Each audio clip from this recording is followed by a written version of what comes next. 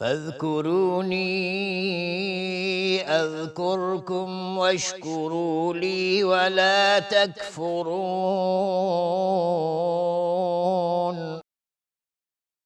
پس به یاد من باشید تا به یاد شما باشم و شکر مرا گویید و کفران نکنید.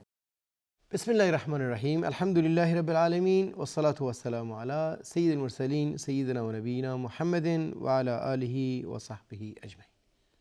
با عرض سلام و درود خدمت همه شما بینندگان عزیز و محترم در برنامه نیایش و ستایش.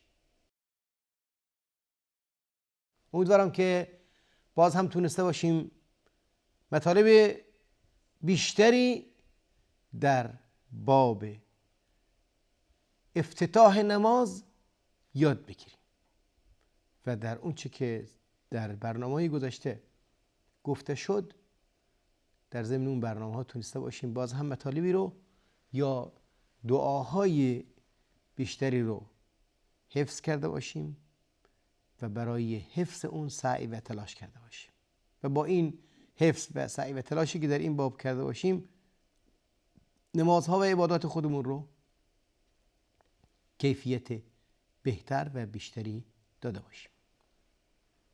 ما چندین دعا رو در برنامه‌های گذشته در باب استفتاح نماز گفتیم و گفتیم که تنوع و تعدد و تکثر این دعاها هم برامون موقعیت بیشتری رو فراهم میکنه تا اینکه بتونیم با احساس درونی زنده تری انتخاب متونی رو بکنیم که در ابتدای نماز میخوایم با اونها با پروردگار خودمون آغاز سخن بکنیم.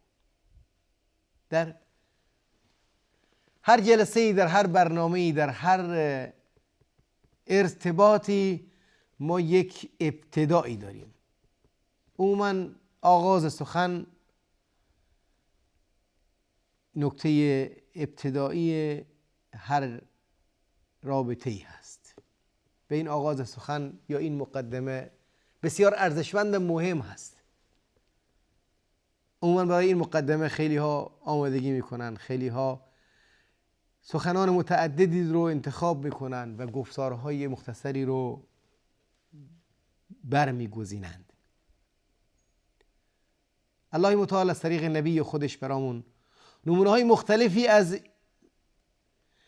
سخنی که بخوایم با رب ذوالجلال، با پروردگار و عالمیان سخن خودمون رو آغاز کنیم، نیایش خودمون رو آغاز کنیم، مناجات خودمون رو شروع کنیم، به ما آموزش داده. تعداد بیش از 6-7 تا نمونه رو براتون قبلا گفتیم. برخی از اینها در نمازهای شب بیشتر پیامبر میخوندن به خاطر اینکه طولانی هم بود، ولی برخی ها رو در نمازهای جماعت میدیدیم که صحابی میاد و پشت پیامبر وای میسته و میگه الحمدلله حمدا کثیرا طیبا مبارکا. این کلمات مورد تایید پیامبر قرار گرفته میشه و مد میکنن که پیامبر صلی الله علیه و سلم که دیدم 12 تا فرشته برای برداشتن و ثبت کردن این سخنان با هم در رقابت بودند. مثل این نمونه دیگری هست که امام مسلم میاره که حضرت عبدالله ابن عمر رضی الله عنه میفرمایند بینما نحن نصلی مع رسول الله صلی الله علیه و سلم، در حالی که ما با پیامبر صلی الله علیه و سلم نماز میخوندیم که نماز جماعت هست، نماز فرض هست، اذ قال رجل من القوم، در همین حال بود که یکی از نمازگزاران گفت که الله اکبر و کبیرا والحمد لله کثیرا و سبحان الله بکرة و اصیلا. مثل روایت قبلی که گفتیم یک نفری با عجله اومد و نفسش گرفته بود، کلمه الحمدلله حمدا کثیرا طیبا مبارکه رو به زبان آورد. اینجا هم یه نفری میاد و وای میسته پشت سر پیامبر و در ابتدای نماز خودش این میگه الحمدلله کبیرا، الله اکبر و کبیرا، الحمدلله کثیرا و سبحان الله بکرة و اصیلا. الله اکبر و کبیرا. بزرگی و عظمت الله متعال رو میگه. الله که این جمله بسیار پرمعنایی هست. بزرگی و والایی ذات ذوالجلال اون چیزی هست که غیر قابل تصور هست. در قانون زبان عربی وقتی که ما صیغه اکبر رو یا افعل رو به کار میگیریم مقایسه‌ای هست و این مقایسه‌ای نسبی صورت میگیره. اما وقتی که مطلقاً میگیم بدون مقایسه، یعنی براش هیچ گونه حد و مرزی نمیتونیم قائل بشیم. الله اکبر، الله بزرگتر است، بلکه بزرگترین هست، بلکه بسیار بزرگ است. بزرگی الله متعال و جایگاه پروردگار متعال، مقام او و عظمت و کبریای او غیر قابل وصف است. وقتی که مصدر بعد از هر جمله میاد به طور تأکیدی کبیر، این اسم مصدر البته این کلمه در نهایت این جمله تأکید بر حقیقت یک مطلب میکنه و اون حقیقت به این معنا هست که هر چه فکر کنیم باز هم نخواهیم تونست کبریای او رو تصور کنیم، بزرگی او رو در ذهن خودمون جا بدیم. این کهکشان ها و عظمت این جهان رو ببینید و به همین صورت درون این خلق رو تأمل کنید. نظام حکیم حاکم بر این جهان رو دقت کنید. داخل یک بخش بسیار کوچک بدن خودتون فکر کنید. عظمت الله متعال و کبریای او رو، آثارش رو میبینید. این صحابی میاد ابتدا رو با این شروع میکنه، الله اکبر و کبیرا. یه تکبیری میگه برای ابتدا، بعد از این میگه الله اکبر و کبیرا، الحمد لله کثیرا، با کثرت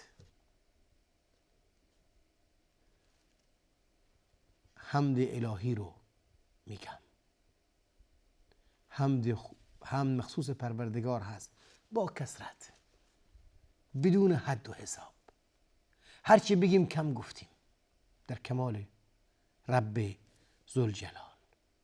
و سبحان الله بکرة و اصیلا.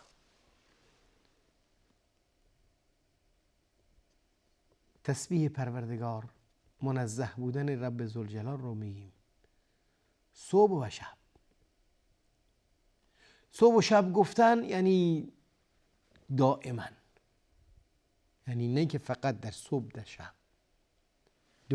یکی معنا اینه که در این موقعیت با این موقعیت، این یک معنا است. معنای دوم این است که ما بگیم اون شبانه روز این کار رو میکنه، صبح و شب این کار رو میکنه، دائما یک سره، با دوام و استمرار، با دوام و استمرار، دائما یک پارچه الله رو پاکیت بکنم.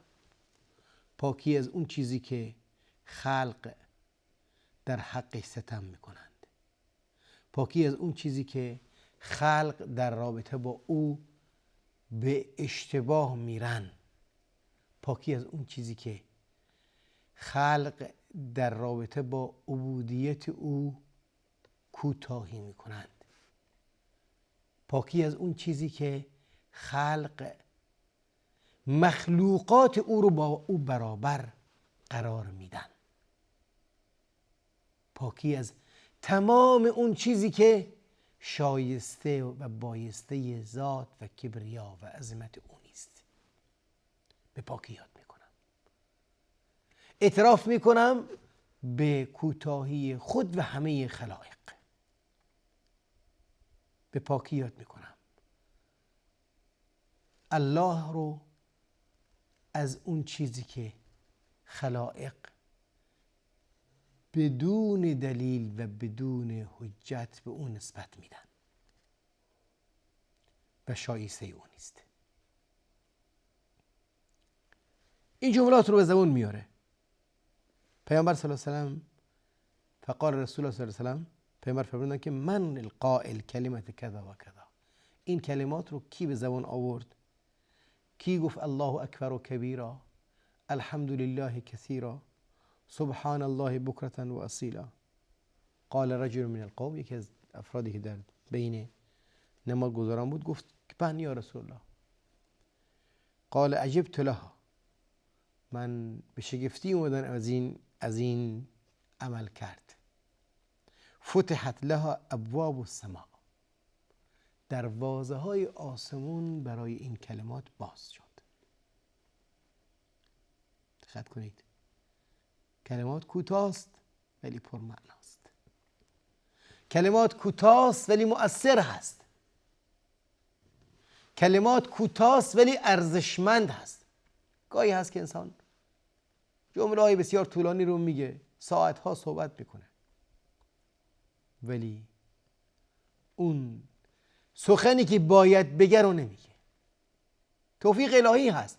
ببینید اینجا یک صحابی هست، یک انسان هست، یک انسان عادی هست، بهش توفیق حاصل میشه که کلماتی رو به زبون بیاره که مورد تأیید رسول الله صلی الله علیه و سلم خاتم المرسلین قرار بگیره. و این تأیید در واقع تأیید یک فرد نیست، تأیید فقط پیامبر نیست. پیامبر تأیید کردن بر اساس یک واقعیتی که مشاهده کردن. اون تأیید پروردگار آسمان ها و زمین بود، چون فتحت لها السماء، آسمان، دروازه های آسمان برای این کلمات باز شد تا اینکه به دفترچه اعمال این فرد ملحق بشه و ثبت بشه. به درگاه الهی این کلمات نقش پیدا کنه. فقال ابن عمر، عبدالله ابن عمر که راوی این حدیث هست میگه فما ترکتهن منذ سمعت رسول الله صلی الله علیه و سلم یقول ذلك. بعد از اینکه پیامبر صلی الله علیه و سلم این کلمات رو به زبان آوردن، من این کلمات رو رها نکردم. یعنی از اون موقع تا به حال من این کلمات رو در ابتدای نماز خودم میگم الله اکبر و کبیرا و الحمد لله کثیرا و سبحان الله بکرة و اصیلا. این اذکار میدونه خارج از نمازم باشه، ولی خب اینجا در این نص، در این متن برامون موقعیتی که به اثبات میرسونه نماز است، آغاز نماز است که یک صحابی، یک انسان ساده و عادی میاد از دلش کلماتی رو به زبون میاره و با این کلمات یک نشانه ای از نیکی و صلاح و نیکو گفتار رو در تاریخ شریعت اسلامی به ثبت میرسونه. نکته بسیار ارزشمندی است و توفیق الهی هست.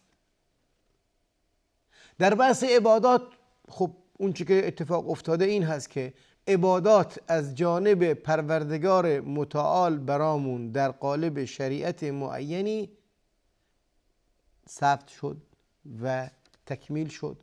ما نمیتونیم نه کم کنیم نه اضافه کنیم. سیستم به ثبت رسیدن و سیستم و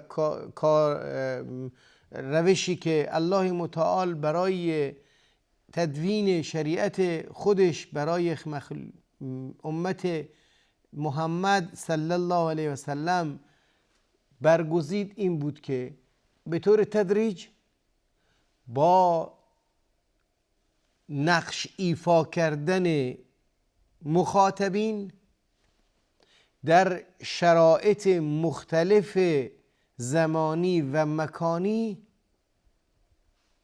این شریعت تکمیل شد. آیات قرآن نازل شد، احکام شرعی ابلاغ شد. توفیق صحابی در زمینه معینی گفتاری یا کرداری موجب شکل‌گیری یک حکم شرعی شد. این بعد از این که این شریعت تکمیل شد و الله متعال ابلاغ کرد الیوم اکملت لکم دینکم و اتممت علیکم نعمتی و رضیت لکم الاسلام دینا، امروز براتون دین رو تکمیل کردم، نعمتم به تمام رسید، به کمال خودش رسید براتون و این دین اسلام که در واقع استسلام در قبال این احکام شرعی هست رو براتون برگزیدن. بعد از اون دیگه ما حق کم و بیش کردن نداریم. هرچی بود به ما رسید و هرچی نیاز بود هم برامون ابلاغ شد. بهترین امت، خیر امت اخرجت للناس، پیامبر صلی الله علیه و سلم و صحابه این دین رو گرفتن و به ما رسوندن. جای اضافه و کم کردن دیگه باقی نمونده. نصوص رو میخونیم و یاد میگیریم. اما بحثی که در این زمینه باز جای تأمل رو داره این هست که ما در مسائل عبادی مکلفیم به نصوص شرعی. در مسائل اجتماعی کلیات نصوص شرعی برامون مهم هست، ولی توفیق از الله متعال هست. اگر به الله متعال متوسل بشیم، اگر به الله متعال متوکل باشیم، در زمینه‌های مختلف الله متعال ما توفیق این رو خواهد داد که بهترین کلمات، بهترین الفاظ و بهترین رفتار رو داشته باشیم تا مورد تایید ملائکه ابرار و نیکوی الله متعال قرار بگیره و برامون در نامه اعمال نیک ما ثبت بشه.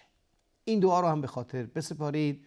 بگید الله اکبر و کبیرا، الحمد لله کثیرا، سبحان الله بکرة و اصیلا. تا برنامه دیگه الله یار و نگهدارتون باد. السلام علیکم و رحمت الله و برکاته.